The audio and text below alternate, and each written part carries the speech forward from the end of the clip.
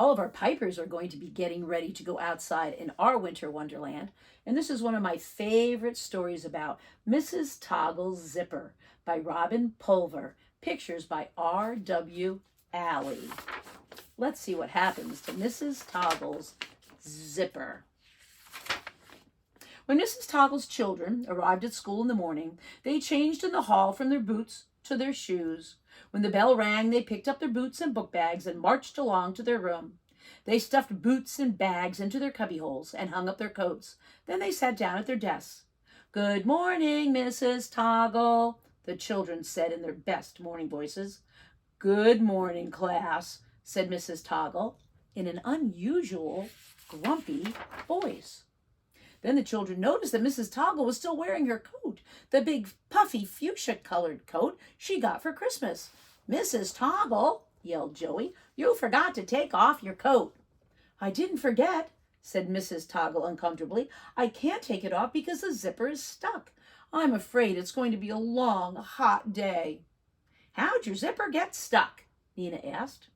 Mrs. Toggle fanned her face. "Oh, how does any zipper get stuck? First, a tiny bit of cloth gets caught in it. Then you pull, and you keep pulling a little too hard, and before you know it, you're trapped in your coat like a hand in a cookie jar."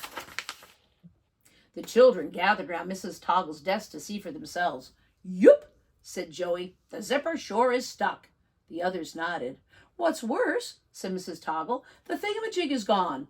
"The what?" said the children. "The thingamajig that you pull the zipper up and down with. Mine is lost." "Oh," groaned the children. Then they all thought happily about their own coats hanging on hooks with their zippers open and the thingamajigs still on them. "Maybe we can help," said Caroline. "It's worth a try," said Mrs. Toggle. Mrs. Toggle braced her feet on the floor. She leaned forward in her chair and held out her arms. Some children grabbed one sleeve, some the other sleeve. Paul and Nina grabbed fistfuls of the collar. "Now!" yelled Mrs. Toggle, and everyone pulled. And everyone landed with thuds and bumps in a heap on the floor. Mrs. Toggle's collar was as far as her nose, but no farther than that.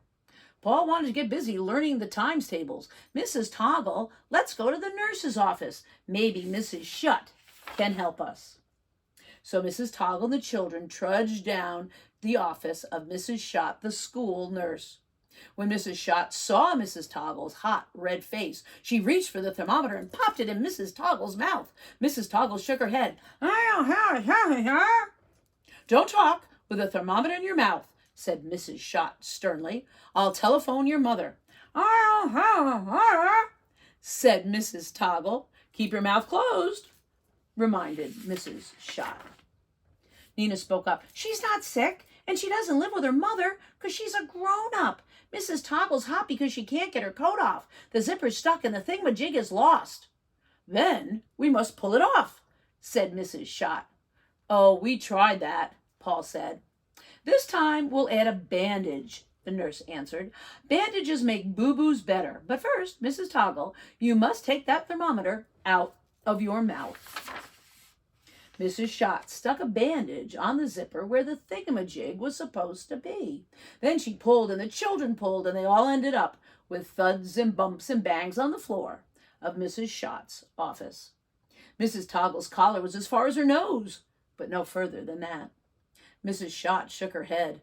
"I must call the principal. He'll know what to do in situations like this." The principal, Mr. Stickler, left important matters on his desk to hurry to the nurse's office. Mr. Stickler frowned when he saw Mrs. Toggle. "Mrs. Toggle, it's against the school rules to wear your coat in school." "I'm sorry," said Mrs. Toggle, "but I can't take my coat off. The zipper's stuck." "Yeah, tell him about the thingamajig," said Nina. "The what?" Mr. Stickler asked. "You know," said Paul. "The what's it?" "The doodad," said Caroline. "The whatchamacallit," said Joey. "My students are right," said Mrs. Toggle. "The thingamajig is missing from my zipper." The principal frowned again. "Mrs. Toggle," he said, "my job, I've learned that if you want to get out of a tight spot, you must follow the rules. Pay attention, children," he said. "Make 2 straight lines. One line will pull on the right arm. The other line will pull on the left. Mrs. Shutt, you're responsible for the collar. I shall pull on Mrs. Toggle's feet." We tried that, said Joey. Pulling didn't work, Nina agreed. Did you make straight lines? Asked Mr. Stickler. That's the rule. Stay in straight lines now. Get ready. Get set. Pull! The children and Mrs. Shutt pulled in one direction. Mr. Stickler pulled in the other direction. Mrs. Toggle tried to make herself small and wriggly, but with thuds and bumps and bangs and a kerplop, they all ended up on the floor once more. Mrs. Toggle's collar was as far as her nose, but no farther than that. Mr. Stickler said, Enough of this. We don't make holes in the school floor just because of Mrs. Toggle's zipper. I'm calling the custodian. I'm afraid he'll have to cut this coat off. No! Yelled the children. Never! Cried Mrs. Toggle. The custodian, Mr. Abel, arrived wearing his big work apron. Tools bulged in every pocket. He looked at Mrs. Toggle in her coat. Is this building too cold for you? He asked kindly. Maybe the thermometer's off. I'll go and check it. Wait, said Mr. Stickler. See, said Caroline, Mrs. Toggle can't get out of her coat because the zipper's stuck. Yes, the principal said, and there's a problem with the thingamajig. Mr. Abel listened carefully. I can see that the pull tab is gone. The what? Said the children and Mrs. Toggle and the nurse and the principal all together.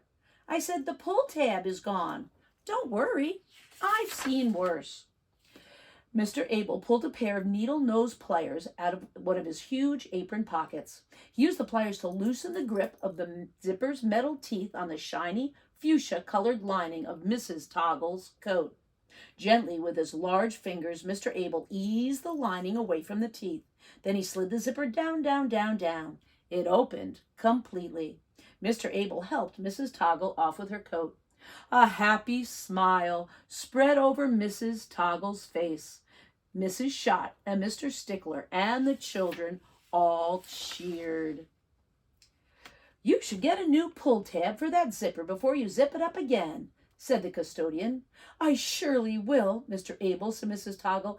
I am forever grateful to you. The principal went back to important matters.